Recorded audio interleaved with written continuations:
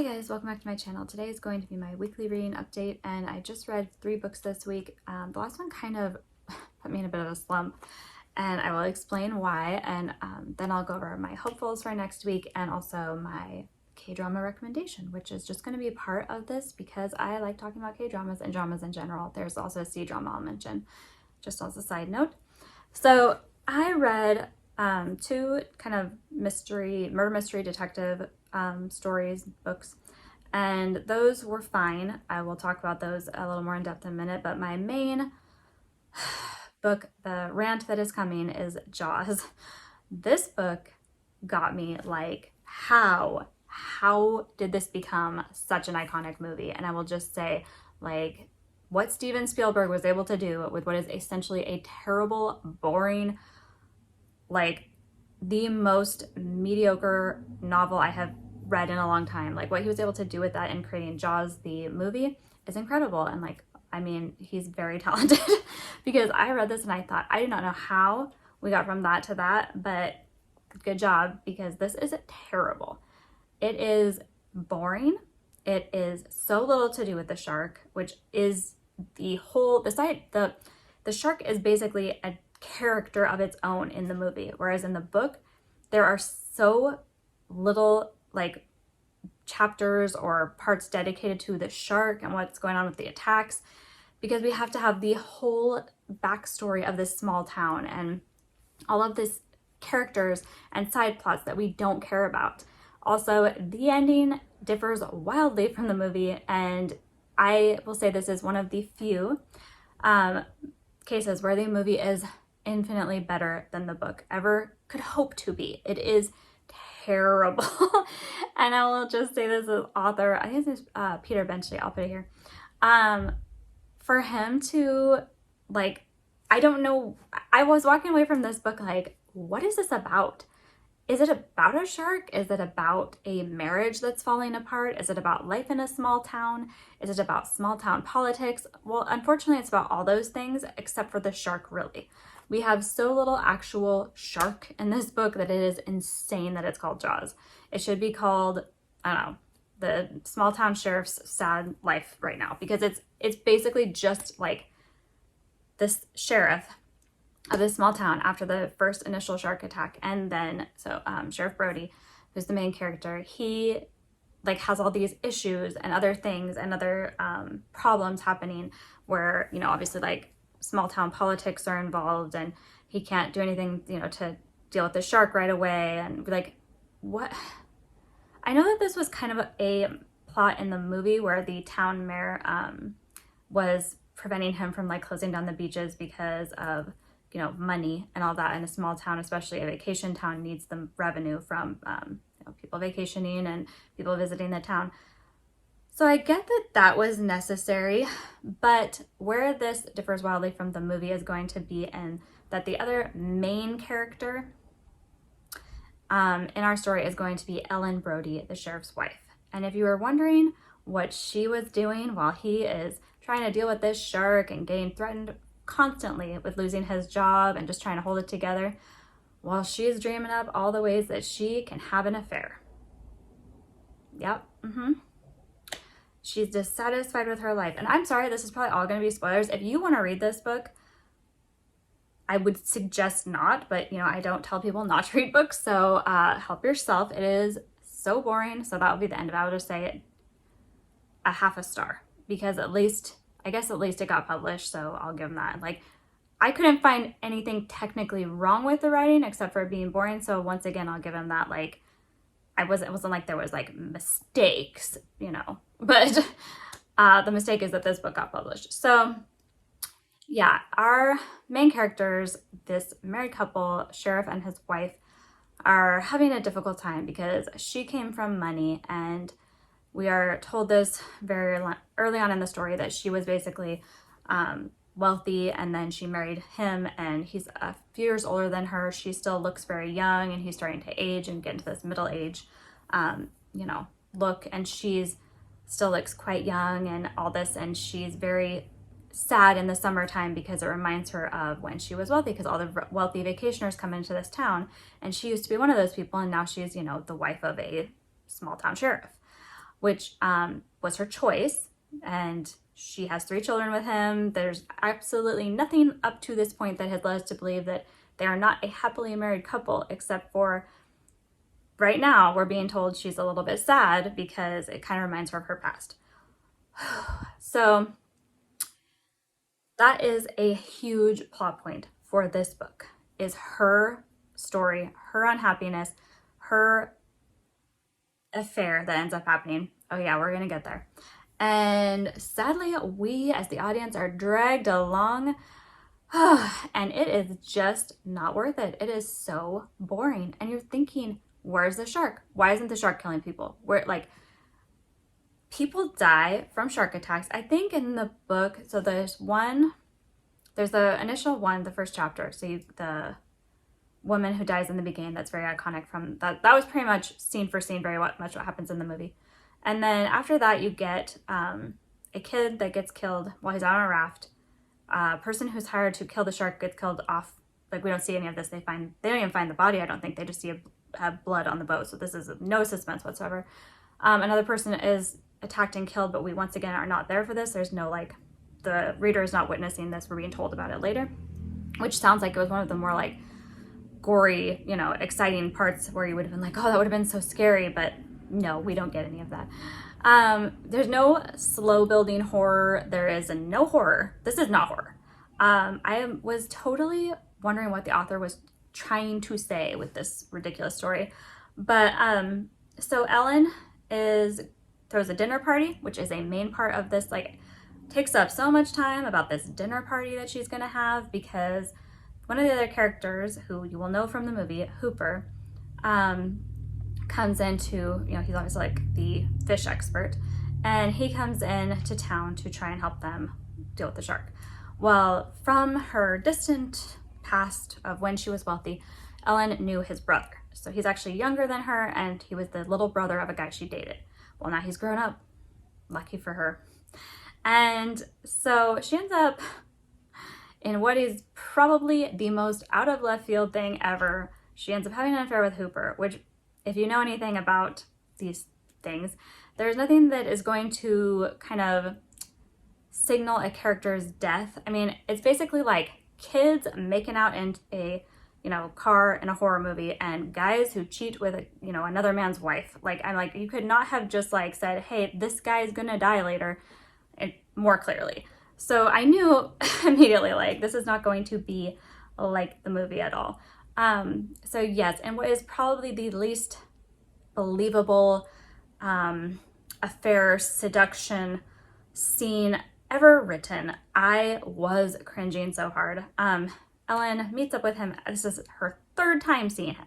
She's had one conversation outside of a hardware store. She invites him over for the dinner party, and then they meet up at a restaurant where he proceeds to ask her about her fantasies, and she tells him, oh, just wait. You can tell this was written by a man. She tells him that her fantasies, one would be to be a prostitute, because this is the fantasies she claims all women have, to be a prostitute. Okay, she's supposed to be the same age as me, so I was pretty offended here. I'm like, is that a fantasy that I have had, to be a prostitute? No.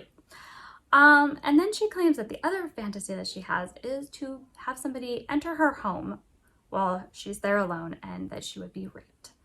So prostitute and rape fantasies are something that the author is telling us all women have. Like, no, how dare you, sir? How dare you? Like, I could not with this. It was so ridiculous, and their conversation is the most unsexy, like, oh, I was so just, ugh. Like, and they're having this, they're not like in another place, like another state. She goes like the next town over to a restaurant where it would be really easy for people to notice her because she's the only person there. So she goes to a restaurant that she knows is going to be basically empty. I'm like, you're bad at affairs, lady. You're dumb and you're bad at affairs. So she goes to this place where it's like, if her husband was going to check up on her, which is going to be something that happens later, like, you're easy to find out that what you were doing. Also, both her and Hooper disappear at the same time, and she knows that there's a high chance, like, very, you know, good chance that her husband is going to try and contact either her or him or both, which he does, and neither of them can be found at the same time for the same time period. So I will say that this is just one of those things that I just don't get about this book. It made no sense. There's this whole side plot of her wanting to have this affair and it being all gung-ho about, hey, I am doing it for no other reason than we're kind of told that like she needs to feel desirable, even though once again, we have not been led to believe that her husband has stopped desiring her in any way. That is very much not the case. So it's kind of just, I feel like the author's fantasy of the repressed housewife sitting at home, which also she works, she's not at home. So it's not like she's like staying at home cleaning and, you know, making food for him and has nothing to do. She has a job, she's a nurse, or she might be a volunteer, but I'm pretty sure she works. She's not at home anyway. She's out doing stuff and has her own life seemingly. And then it's like, she just has to have this affair. Which I believe was very much just what the author, you know, he imagined, you know, that there's these women, these gorgeous women, you know, at home waiting for some guy to come by and fulfill their fantasies. And the fact that you would tell this to a guy that you're pretty much planning to go to a hotel alone with, that your fantasies are prostitution and rape. Yeah, I don't see anything wrong with that. I mean, she knows nothing about this guy. He could be a murderer. He could be a total weirdo. But we're supposed to believe that she is so foolish as to just go, none of that matters. Hey, I just need to have an affair. I will spare you the gory details of that, which is, once again, the least sexy thing ever written down ever.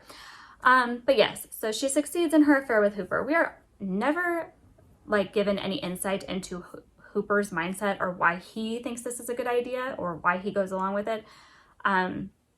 He says something, I think, in the beginning about kind of having a crush on her or all of his brother's girlfriends or something. But the fact that he's going to sleep with the one woman who he knows her husband is basically always carrying a gun seems like he's kind of dumb. And there's also this whole thing of him being a rich guy, and that's going to come up later with him and the kind of like thing, but the whole thing with like him being rich and Brody, the town sheriff, being, you know, kind of like the poor guy. And I just don't get it. It didn't add anything to the story. They're like kind of has this antagonistic relationship. I mean, obviously Brody pretty much figures out that he slept with his wife. And I think it was just a really dumb decision. Why would he do that? He supposedly has a really good career as like this oceanographer, whatever he's supposed to be, fish expert, shark expert. But there's no reason to believe that he would just jump at the chance of sleeping with this guy's wife, because it could only really hurt him negatively. It's just very like, why? A big question mark as to why on earth was this added. But there's a bunch of side plots that are added, such as the reason that the mayor of the town cannot close the beaches. And this is, you know, this is what you need in this shark horror story, is a side plot about the mayor being basically in debt to the mob. And that's why he has about $1 million supposedly in debt to this mob boss. That's why he's so like adamant that they not close the beaches, because he's being threatened. Which leads to Brody also being threatened. Well, he's not there, but a mobster comes and kills his son's cat in front of the child by breaking its neck in front. And just we get to know all about this. Oh, thank you. And so that's like another thing that just doesn't really resolve with anything. We don't know why this is a plot point. This kind of just like happens, the cat dies, etc. And then nothing. So Brody the sheriff, we've got Hooper, the guy who is, he's dead. He's gonna die. There's just no way you're sleeping with the main character's wife and getting away from that shark. So, and then Quint comes in very much towards the end of the story to be our fish killer. So he has the boat. He's going to take him on the boat. He is the, you know, supposedly a really good fisherman. And even though they've already hired one guy and he obviously was killed, they believe that Quint is the one who's going to finally kill this shark. So yeah, we're finally getting into the hunt, right? And it should be tension filled. But if you've been paying attention in the book, it's not, because you know Hooper's dead as soon as he goes in the shark cage. Like, Hooper is not going to make it. There's just no way. So obviously Hooper is the first one down. Shark gets him right out of that shark cage that he's down in, and you don't feel anything. That's the other thing about this with the movie versus the book, is that the movie really is supposed to make you care about these characters. You're supposed to care if people die, whereas with the book, you don't. Quint is kind of a caricature of the, you know, sailor. He swears a lot, like, oh, a sailor who's, you know, swearing and foul-mouthed and, you know, like married to the sea. Like, that's kind of the caricature. He doesn't have like a lot of qualities where you're like, oh, I feel connected to this character. I'd be sad if he died. So Hooper, obviously, you know nothing about him. He's basically there to be the person who can have an affair with Ellen, which I don't get. I don't know why. And so Hooper goes down in the shark cage and is immediately killed, which, bye-bye. And then the next day, the other two, Brody and Quint, go out on the boat and they kill the shark.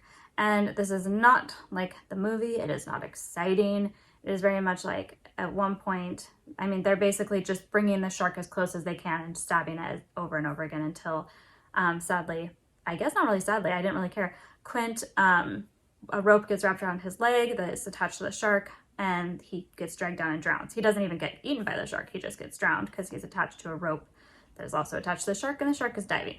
So Brody, our final survivor, and I thought, okay, just eat him, shark. Get him. Like, let's finish this up with a bloodbath. Sadly, no. Brody manages to be the sole survivor of the shark at the end, and I want to say he earned it, but not really. There's nothing about Brody that makes you feel connected to him as a character, and even though nothing that happens to him is very fair, he's also just kind of very passive. So it's hard to feel like, oh, we're really behind this character who's standing on his principles and trying to do everything he can to protect the citizens. I don't really feel that way. So yeah, but the final scene is basically the shark sinking below the water, meaning it's dying because it's, you know, they wouldn't normally sink. And then Brody paddling his way to shore. And that's it.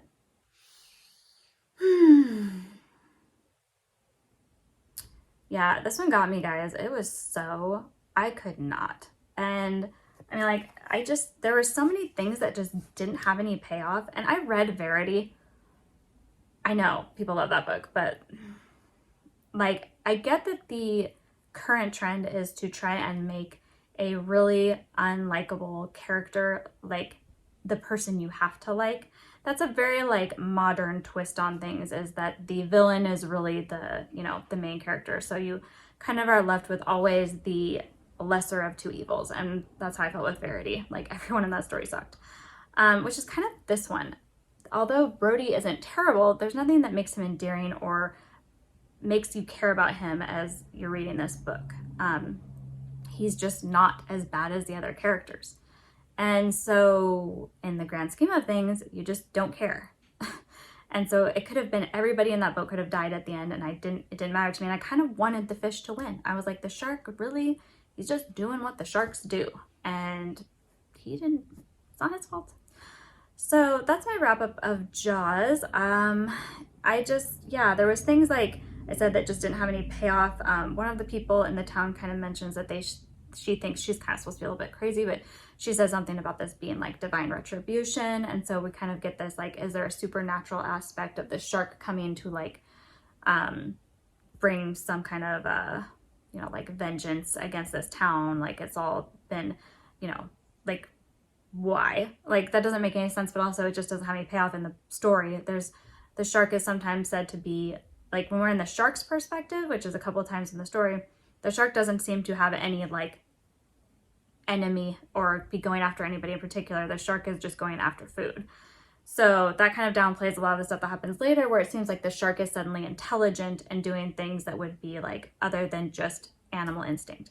But obviously it doesn't really matter because the shark dies. So I feel like the whole thing was very meh. And sadly, I finished the whole thing, and it was long and it was boring and I'm annoyed. So getting into the other two books, I'll just go over them quickly. I finished Dead Man's Folly, which is Agatha Christie, and it is my two favorite detectives. One is not a detective, but it's Hercule Poirot and Ariadne Oliver, and Hercule Poirot is a detective, and Ariadne Oliver is a woman who writes murder mysteries and detective stories.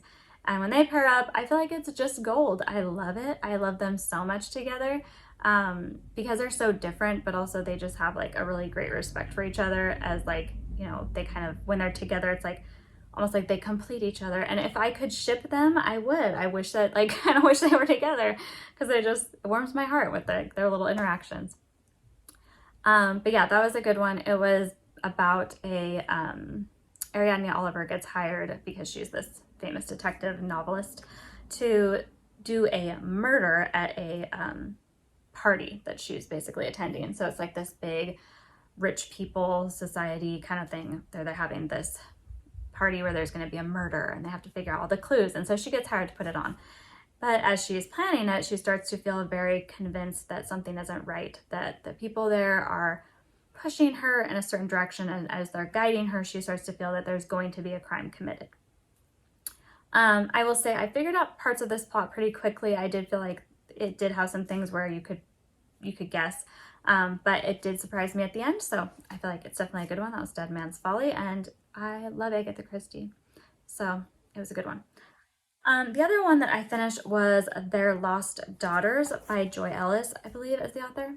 It's right there. This one, I have my feelings about it because it's very much like the detectives in it. I want to say they didn't feel like very strong characters. The two main ones are going to be, oh man, I won't be able to remember their names. Is it written down? No, of course not. Anyway, sorry, I can't remember their names. I'll put them there. But it's two main people, two main detectives, and it's a guy and a girl, and they work well together. But I feel like this one, I've read another book by her. This one definitely had more of a like Criminal Minds team feel to it, which I did like. I feel like that was the strength of this one, is that you definitely had more of like, they had a whole team around them and all the team kind of specialized in different things, and they brought in specific people to do specific jobs. So like I said, had that more of like a Criminal Minds CSI investigative story.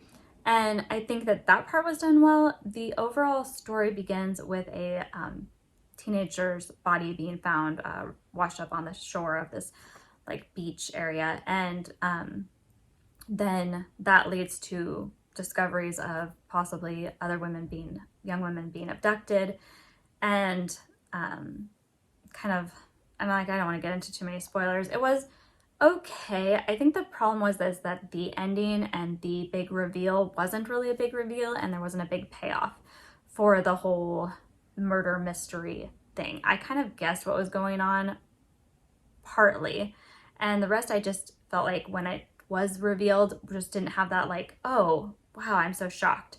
And that's kind of the problem with it. It was very slow moving, slow building.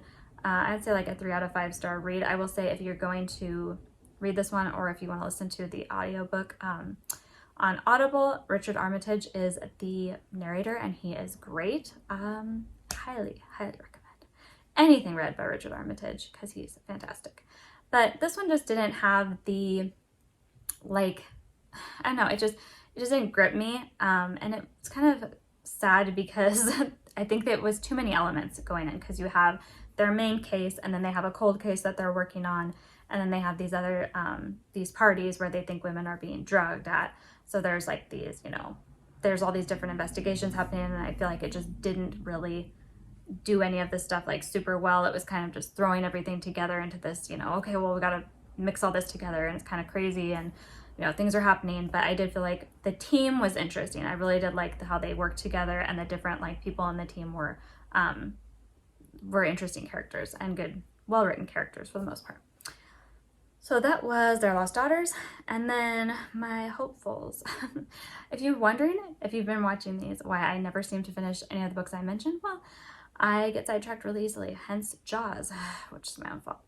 So I am still reading, Crave. Don't, please. I swear, there's nothing realistic about this book. I like, she's had her second encounter with a male at this school, and I'm like, Who acts that way when you've just met someone? And I've been around teenagers. I used to be a teenager. I'm not that old. I mean, I am, but not that old. And I just can't imagine this stuff. It just, no, no. Anyway, so Crave. Still trying to finish up that. I started The Bell Jar by Sylvia Plath, and I'm hoping to finish that up. We shall see. I also, what was the other one?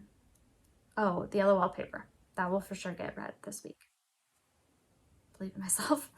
So that's going to finish all of the books that I read this week, and then I will talk really quick about my K-drama recommendation, which would be Vincenzo on Netflix, and it is so good. It is one of my all-time favorite K-dramas. I've seen a lot, and I love this. I love every single character. I love the romance. I love the storyline. It's got everything that you never knew you needed in a K-drama, like Italian mobsters. And yeah, it's just so good. I highly, highly recommend it.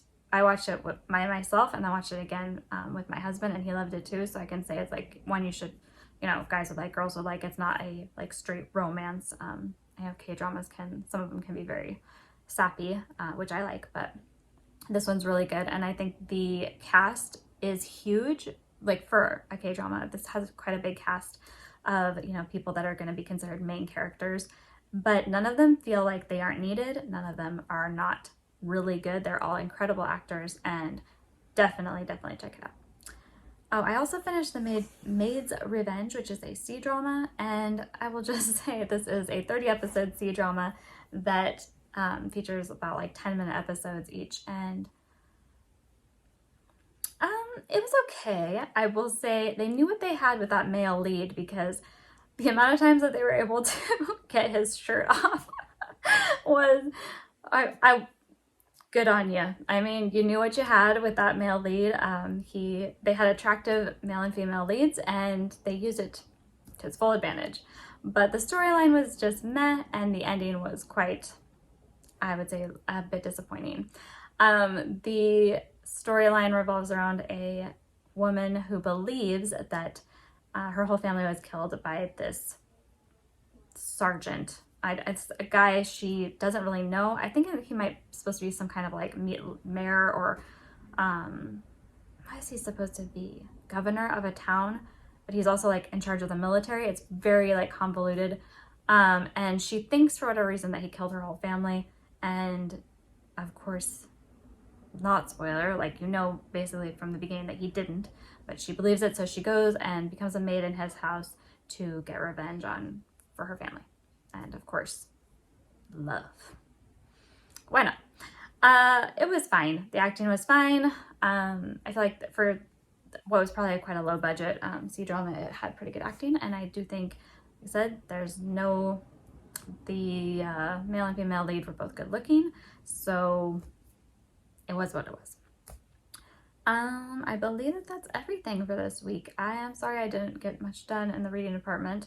I'm hoping to get a lot more done this next week and have a full all the vampire recommendations, Vamptober.